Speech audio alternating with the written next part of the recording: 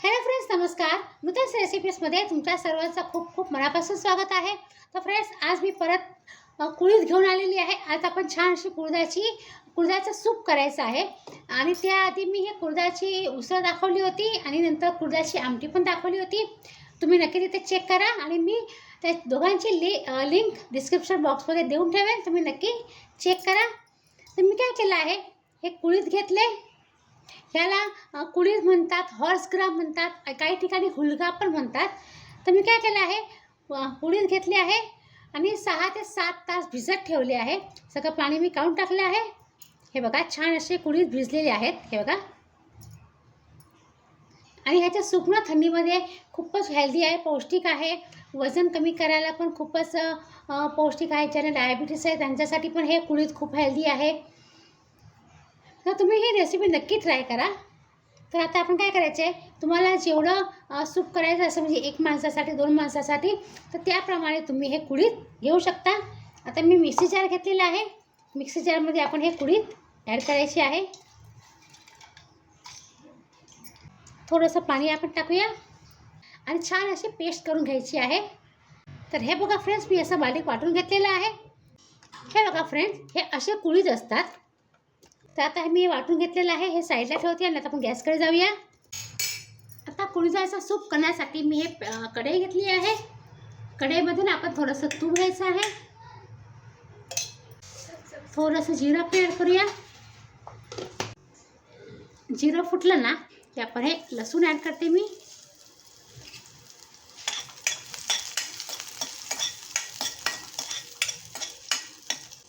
लसूणला छान असं परतून घ्यायचं.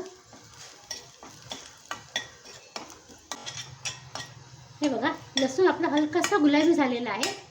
आता मी काय केलं आहे, छोटासा कांदा म्हणजे अर्धा कांदा, छोटासा मी गाजर आणि फ्लॉवर हे भाज्या घेतलेल्या आहेत.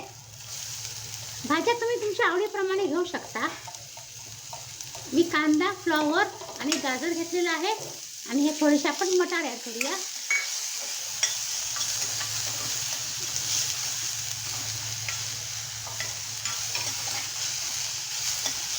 तुम्ही याच्यामध्ये मशरूम, ब्रोकोली, कोबी जे तुमच्या घरी असतील त्या भाज्या तुम्ही याच्यामध्ये ॲड करा.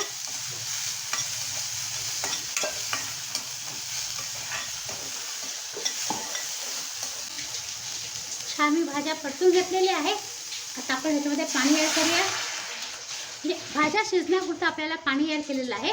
नंतर आपण जेव्हा कुळथाचं हे पीठ ॲड करायचं ना, तेव्हा नंतर मग आणखी थोडंसं पाणी ॲड करूया. पण आधी आपण भाज्या हलक्याशा शिजवून घेऊया.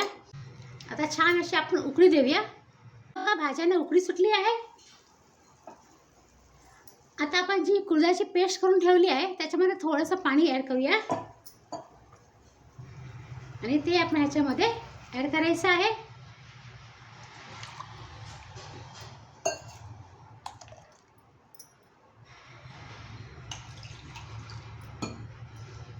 आता तुम्हाला सूप किती पातळ पाहिजे त्याप्रमाणे तुम्ही ह्याच्यामध्ये पाणी ॲड करा. ह्याच्यामध्ये ना थोडंसं जास्त पाणी ॲड करा, कारण ना कुळीथ आहे ते जसं जसं थंड होईल ना तसं ते घट्ट होत राहणार आणि शिजताना पण ते कुळीथ घट्ट होतं. म्हणून थोडंसं जरा जास्त आपण पाणी ॲड करूया.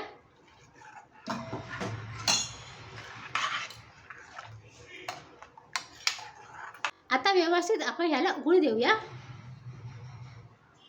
आता हे बघा, आपलं सूप बऱ्यापैकी उकळलेलं आहे.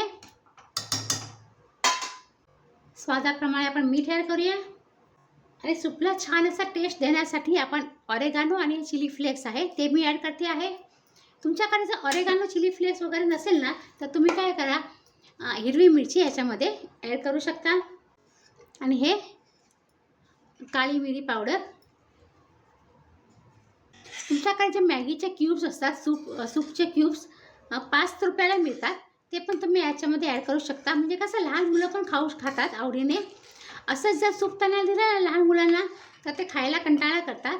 पण जर ते मॅगीचे क्यूब्स मिळतात, 5 रुपयाचे असतात, ते जर तुम्ही याच्यामध्ये ॲड केलं ना तर त्याची टेस्ट खूपच छान लागते. म्हणजे मुलं पण आवडीने खातील. आणि ह्याच्यामध्ये तुम्ही बॉईल केलेले नूडल्स, उकळलेले नूडल्स असतात ते पण तुम्ही ह्याच्यामध्ये ॲड करून मुलांना देऊ शकता. म्हणजे मुलं कसं कुळीथ आवडीने खातील, नाही तर मुलं खायला कंटाळा करतात. तर चला फ्रेंड्स, हे बघा आपलं सूप मस्त तयार झालेलं आहे. मी आता गॅस बंद करते आहे. तर हे बघा फ्रेंड्स, मस्त गरमागरम कुळथाचं सूप तयार झालेलं आहे. थोडीशी आपण वरती कोथिंबीर ॲड करूया.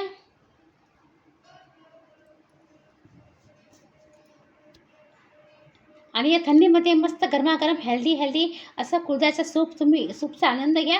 तुम्ही हे रेसिपी नक्की ट्राय करा फ्रेंड्स. कुळीथ हे फायबरने भरपूर आहे, तर तुमचं वजन कमी करायला पण उपयोगी आहे. शुगर कंट्रोल करते, डायबिटीस असेल त्यांच्यासाठी खूप छान उपयोगी आहे हे सूप. आणि जर तुम्हाला किडनी स्टोनचा त्रास असेल, म्हणजे मूतखड्याचा त्रास असेल, तर त्याच्यासाठी पण हे फायदेशीर आहे. कोलेस्ट्रॉल कमी करतं.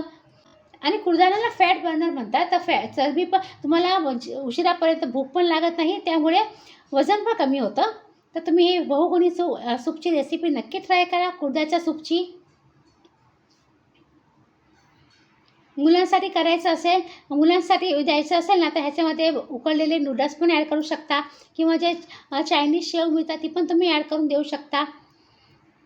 आणि जर आणखी रिच करायचं असेल ना, तर थोडीशी वरून घरची मलाई किंवा क्रीम तुम्ही ॲड करू शकता. पण असंच जर तुम्ही नुसतं पिलं तर तुम्हाला खूपच फायदेशीर आहे.